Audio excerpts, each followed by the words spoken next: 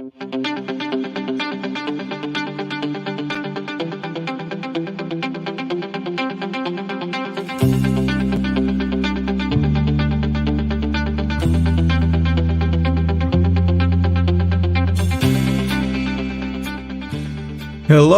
and welcome to another live edition of the Energy Detox, a petroleum-based blend of leadership conversations guaranteed to boost your professional and personal output by flushing away the hidden and often toxic barriers to peak performance.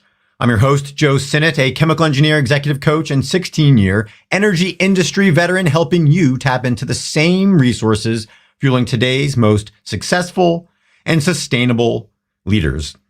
And as we begin today's conversation here on November 3rd, 2021, in the United States, we have a new World Series champion.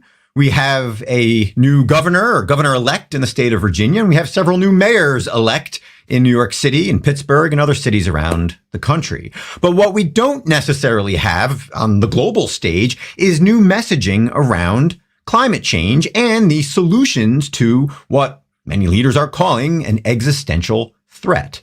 And so today we turn to a headline related to the ongoing COP26 conference in Scotland. And this headline focuses on the relatively toxic messaging, if you will, that leaders have been using at COP26 to talk about the doom and gloom that is facing our world if action isn't taken regarding the climate. And as always, we're going to use this headline not to opine on the merits of what's in the actual article, but more to help you make more conscious, better decisions about your leadership styles, the way that you're communicating, the way that you might be injecting toxic language and toxic motivation styles and toxic approaches to leadership that are undoing some of the progress that you've made thus far in your career and that are unwittingly hurting the progress that you hope to continue making for yourself, for your teams, for your organization, and even for your family. So with that being said, we're going to use today's headline to, as we've been doing, ask 3 questions, all of which are aimed to help you grow, protect, and sustain success. And while this GPS analogy, this GPS framework that I use and all of the coaching that I do is ubiquitous, again, if you've worked with me or you've seen my material, today it's especially important because we are going to focus exclusively on the need to move towards some ultimate objective, which brings us to the first question today, which is, are you leading yourself and others towards something positive or away from something negative? What is your ultimate objective? I would hope that it is something positive. It is something that you can get people excited about. I've had 2 conversations already this week with people who are either building a business and somebody else who already has a business and it's somewhat stagnant and they're looking to build motivation and excitement among their folks. And they recognize, well, the best way to do that, of course, is to have some high level objective that is exciting, that can engender, a sense of again, excitement and a willingness to go the extra mile because you're moving towards something positive. So the question for you is, are you moving towards something positive, or are you so focused on, as some of the leaders were this week in Scotland, the negative aspects of what's out there and the negative realities of what's out there? And again, we can look at some of the specific language that was used. You can talk about Boris Johnson saying, hey, we're 1 minute to midnight in terms of the doomsday clock. You had Archbishop over there who was making, Nazi and Holocaust parallels, which obviously he very quickly and strongly backed away from. You had other language here as I look at the article about, digging our own graves and Jeff Bezos talking about, we need to stand together to protect our world, again, against all of this doom and gloom, this negativity, which might be necessary to help build a sense of urgency. But is that really what people need to want to continue hearing, right? What is the ultimate objective? Is it merely to put an end to this doom and gloom? Is it merely to stop whatever hazards are out there? Or is it actually to lift people towards something more positive? And as we pointed out earlier this week, fortunately, there are people who are questioning in a relatively polite and uplifting way, but questioning some of the approaches that have been taken at COP26. The biggest of those, of course, is Alex Epstein. He continues to focus on human flourishing. That has been his primary, his guiding light, his ultimate positive objective. But when you hear the language of those leaders, you don't hear too much about human flourishing. You don't hear much about lifting people out of poverty. Yes, you hear about the impacts that climate might be having on people and the costs, the tangible costs that it might be, causing in terms of GDP and countries that need to invest more in mitigation measures regarding the climate. But again, they tend to focus on the negatives. Very rarely do you hear an emphasis, let alone an overemphasis, on the positives, which is lifting people up, moving people towards a state of flourishing and prosperity and moving forward. And so again, ask yourself, are you helping people move forward towards some ultimate objective that everybody can rally around, that you can then work backwards from? Or are you so focused on some intermediate goals and this intermediate doom and gloom that you lose the ability to innovate and think clearly and, again, almost reverse engineer what your ultimate objectives are? Which brings us to the next question, which is, are you protecting an intermediate goal at the expense of your ultimate objective? So as we just said, in the climate world, is your goal merely to reduce carbon emissions and carbon content in the atmosphere, or as they agreed to yesterday, reduce the amount of methane in the atmosphere? If so, that might have positive results. But more importantly, is it shifting your focus away from the ultimate goal, which, as we've said multiple times already today, and as we've talked about repeatedly on the Energy Detox, the ultimate goal should not be this intermediate objective. It should be helping people, moving people forward. You as a leader, what is your job? It's to help move people forward towards some ultimate objective. That's the idea. That's the idea of this GPS mentality. You're moving people towards some ultimate objective. And to do that, at each step along the way, you need to help them grow, protect, and sustain success. But you need to protect the things that actually matter, that matter in the long term, not put all of your time and energy and money protecting an intermediate step. Instead, focus on that ultimate objective and then work backwards. And when you do so, you are more likely to put energy and money towards innovative solutions, innovative energy solutions, putting your money towards some new, real green technology that will far surpass the existing technology that exists when it comes to wind and solar and other avenues that are out there. Investing in long-term solutions when it comes to nuclear energy and shifting towards small-scale nuclear projects that might look very different from what we've done in the past regarding nuclear, but that could have long-term, sustainable benefits for humanity. So again, ask yourself as you go through today, what are you protecting? Are you protecting the things that really matter, or are you protecting the long-term objectives that you can actually rally people around? And the final question today for you is, how long will your current messaging keep your stakeholders interested and motivated and awake?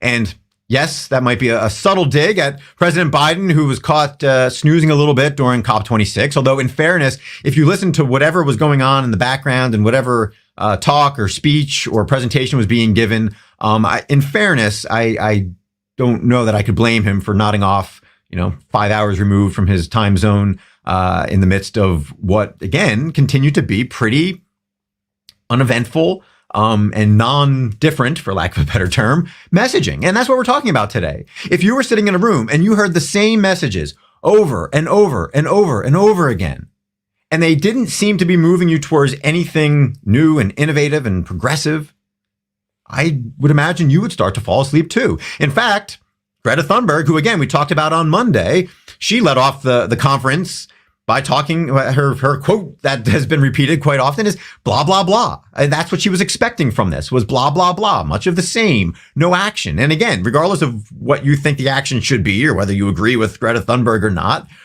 she made a very good point, which is a lot of this is blah, blah, blah. A lot of this is sleep inducing. And again, because it often lacks a focus on the bigger picture, the ultimate picture, which is helping people, helping the billions of people who would love access to reliable, affordable, sustainable, plentiful energy, who do not have it right now. That is an ultimate objective that you can rally people around. And if you're not coming back to that, and if you're overly focused on the doom and gloom, well, again, it's not sustainable. And so too, ask yourself, you might not have anything to do with climate or climate change, although assuming that you are indeed in the energy industry, there's a very good chance that you are directly related to helping improve the climate, improve the world, and reduce pollution, because you are part of an industry that takes all of this very seriously and, isn't the doom and gloom bad guy that, again, many leaders this week are making the oil and gas industry out to be. All of that being said, regardless of what industry you're in, what role you have, take a look at your messaging. Listen to what's coming out of your mouth. Do you have a balanced approach between some of the doom and gloom that's necessary to get people's attention and pull them forward? And are you balancing that with the positive messaging that is necessary to bring people on board to whatever it is that you're trying to achieve? Because if you lose sight of that long-term focus, as cliched as it might be, it is not sustainable. So again, I encourage you, go back. 1, get clarity on what your ultimate objective is. 2, ask yourself if you are protecting some intermediate steps that might be necessary but aren't an end in and of themselves. And then finally, ask yourself how you're conveying this to your stakeholders. And so with all of that being said, I appreciate you taking the time this morning or afternoon or wherever you happen to be in the world to listen to this. And hopefully my messaging is not as repetitive as some of the messaging that's out there that caused Greta Thunberg to sum up the COP26 in terms of blah, blah, blah. But regardless, I appreciate the time and effort that you've put into listening to me on this episode of the Energy Detox. And I encourage you to listen to future episodes here as we continue going live at 6:30 Eastern each morning, or again, depending on your time zone, maybe 1 minute to midnight on the doomsday clock, according to Boris Johnson. And if you're looking for some older episodes, I encourage you to go to the link that's in the show description to an episode of the Energy Detox from last year, where we expand upon this topic of focusing on the long-term ultimate objectives when it comes to the often vague term sustainability, and not oversimplifying your messages, not oversimplifying your approach. So again, I encourage you to listen to that episode. I certainly welcome your feedback on that and all of these episodes.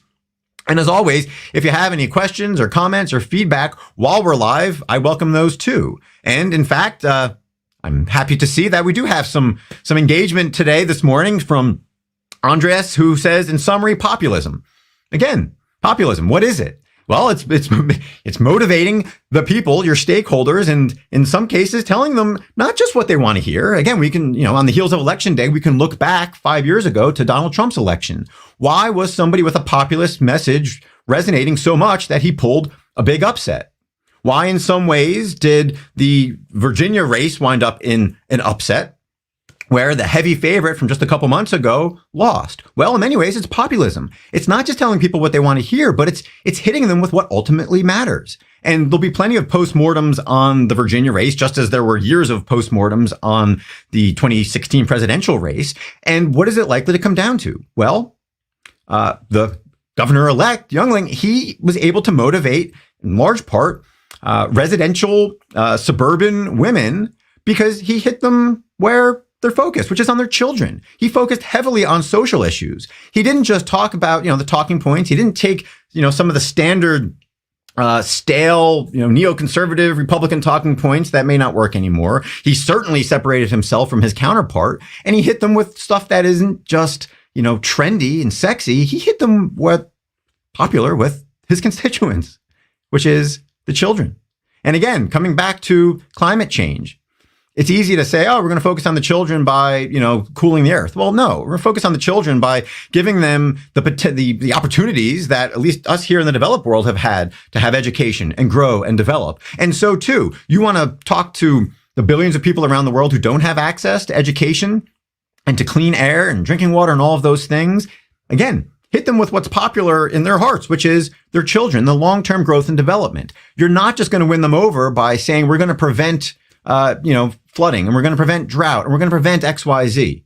That might be a piece of things, but if you're not balancing out that message with the long-term approach, well, again, you're asking for trouble. So again, Andreas, I appreciate the feedback here this morning. And then again, Jace appreciates me this morning. Well, thank you, Jace. I appreciate you watching. I appreciate Andreas's his feedback as well. And again, I appreciate all of you for listening, watching, reading the transcript after the fact, whatever the case might be. And certainly I hope that you have a great day, a positive day. And I hope that these questions that you can ask throughout your day will truly help you continue to grow, protect, and sustain success for yourself and for your stakeholders.